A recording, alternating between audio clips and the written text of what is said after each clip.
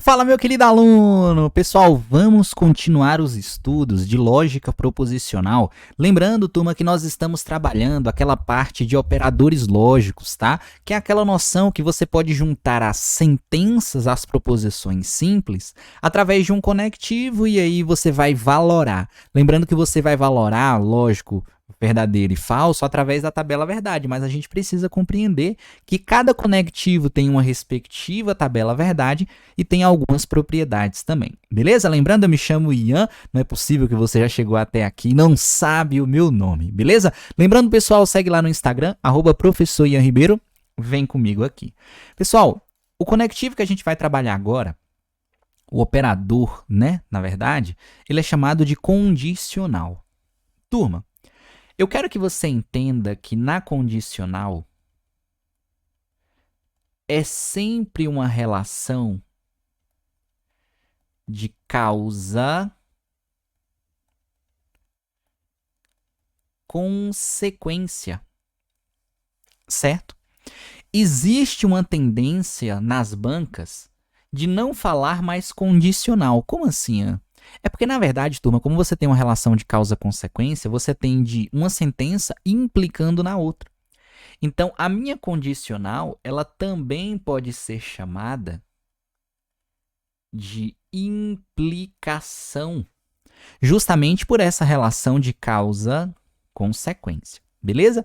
Turma, coloquei aqui para você duas proposições simples. A primeira, estudo.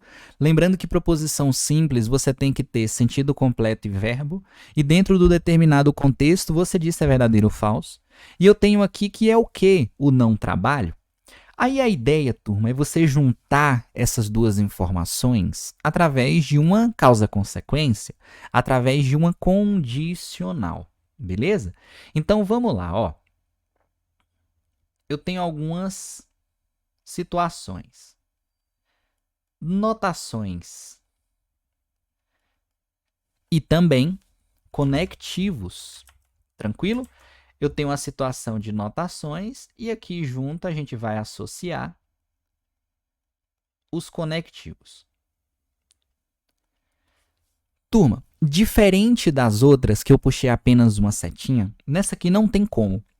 Por quê? Porque, na verdade, a minha condicional ela não tem um único conectivo. Tá? Ela tem mais de um, porque mais de um pode gerar uma implicação. O mais famoso de todos é esse aqui, ó. Se isso, então, ó, o se P, então que. Entenda que o se é conectivo, tá? A minha proposição simples, ela é o que vem depois do se e o que vem antes do então. Tranquilo? É porque, na verdade, quando a gente pergunta, fulano, qual que é a proposição simples aqui? Aí a pessoa vai falar, se estudo. Não, o se é conectivo, tá? Só que não é o único, turma, é aí que está o detalhe. Eu posso omitir o então, e eu posso dizer se P, vírgula, que é uma outra possibilidade. Então, se estudo, não trabalho. Percebe que é a mesma relação de causa-consequência, só que esse então é o que eu acabei de falar. Ele pode ser omitido. Ponto. E o então ele pode ser omitido. E o se? Não. Você não pode ter uma situação, estudo, então trabalho. Normalmente não é assim que aparece, tá? O então ele vem associado ao se. Você pode encontrar também, turma, isso daqui, ó. Uma vez que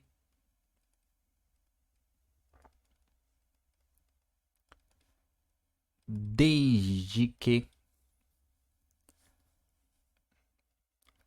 já vi algumas situações colocando esse conectivo aqui logo, estudo, logo não trabalho, tá? É uma situação que pode acontecer. Eu já vi também algumas situações onde ele utiliza isso aqui, ó, portanto. desde que, uma vez que. Se você observar, turma, todas essas situações aqui, ó, que eu acabei de escrever, é sempre uma relação de implicação. É sempre uma relação de causa-consequência, beleza? Então vamos lá. Lembra que é estudo, não trabalho. Se estudo, então não trabalho. Se estudo, não trabalho. Estudo uma vez que não trabalho. Estudo desde que não trabalho. Estudo, logo não trabalho. Estudo, portanto, não trabalho. Tá? Essa é a leitura que você acaba fazendo. Além dos conectivos, lembra que a gente tem o formato simbólico? Ponto. Turma, o formato simbólico é dessa maneira, ó. É uma seta unidirecional de P para Q, beleza? Por isso que às vezes a gente coloca assim, ó, se P, então Q. E a representação é uma seta unidirecional. Tranquilo? A seta ela não vai mudar, turma. O conectivo ele muda, mas o formato simbólico é sempre o mesmo. Beleza? E aí que está o detalhe. Quando que é verdade, quando que é algo falso, dentro da condicional. Lembra que uma vez que você chega nessa situação, você precisa utilizar o que, turma? A tabela verdade, tá? Lembra que na tabela verdade, a quantidade de linhas é igual a 2 elevado a n. Lembra que n não é a quantidade de proposições simples? Ponto. Como o nosso clássico 4 linhas é o que a gente está trabalhando, lembra que estudo e não trabalho, duas proposições simples, como resposta final, 4 linhas. E aí, turma, a gente vai colocar aqui, ó, P, Q, P, condicional, não que. Tranquilo?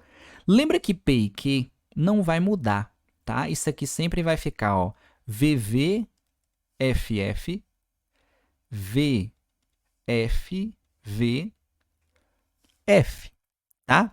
Qual que é o detalhe, turma? Existe uma linha de restrição aqui, tá? Lembra que na linha de restrição que eu falei da conjunção não era a primeira, quando as duas eram verdadeiras? Lembra que a linha de restrição da disjunção não era a última, quando tudo era falso? No caso da condicional, é quando a primeira é verdadeira e a segunda é falsa. E aí, automaticamente, você gera um valor falso. Turma, é por isso que muita gente aprende essa linha assim, ó. Vera Fischer falsa. Beleza? Qualquer outra combinação que você tem aqui, ó, vai resultar em algo verdadeiro. Tranquilo?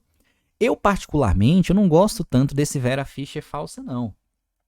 Eu acho que tem algo melhor, que é quando você utiliza assim, ó, se vai fazer, então faça. Por que que eu prefiro esse se vai fazer, então faça? Porque você acaba lembrando de um dos conectivos, tá? E o vai fazer, faça é exatamente as iniciais de cada valor lógico. Então, eu prefiro esse daqui, porque você associa a condicional e, de fato, ao valor. A Vera Fischer falsa meio que você lembra a frase, mas você tem que lembrar que é da condicional e tudo mais. Particularmente, eu não sou tão fã disso daqui, não. Tranquilo? Isso é a tabela verdade da minha condicional. Só que tem algo, turma, que volta e meia aparece. E aqui você tem que classificar realmente como algo importante. Então, vamos pensar aqui, ó. Se Mário é PM, então é concursado. Turma, o caso da condicional, ela gera algo muito importante, que é o que a gente tem como condição suficiente e algo chamado de condição necessária. Como assim? Eu vou perguntar para você o seguinte, ó. Qual é a condição necessária para Mário ser PM? Aí alguém vai pensar assim, Ian, ele ter passado na prova. Tá errado? Não. Mas o passar na prova não é ser concursado? É. Qual que é a condição suficiente nessa situação para eu identificar que ele é concursado? Ele ser PM. Então, o que eu quero que você anote é o seguinte, ó. A primeira proposição,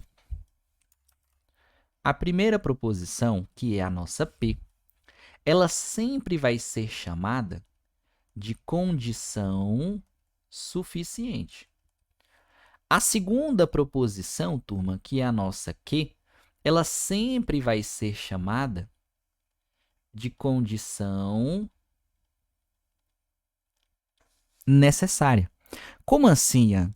Mário ser PM é suficiente para ele ser concursado. Mário ser concursado é a condição necessária para ser PM. E, de fato, faz sentido, tá? Como que você vai lembrar disso daqui? Turma, caiu na prova alguma coisa?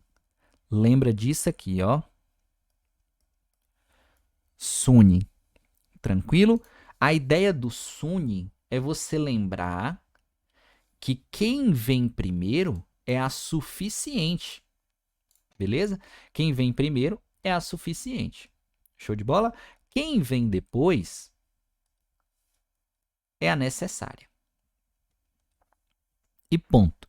E aí, consequentemente, você marca a resposta correta. Beleza? Isso é o que você precisa saber para a nossa condicional. Show de bola, turma? No próximo vídeo, a gente vai trabalhar a parte de disjunção exclusiva e bicondicional. E aí sim, é para glorificar de pé, porque a gente termina a parte de operadores lógicos e a gente vai fazer alguns exercícios, consequentemente seguir para negação, equivalência, tautologia, contradição e contingência. Beleza? Fiquem com Deus, até nosso próximo vídeo, módulo e fui! Segue lá no Instagram, @professor Ian Ribeiro. Beleza? Não sai daí não.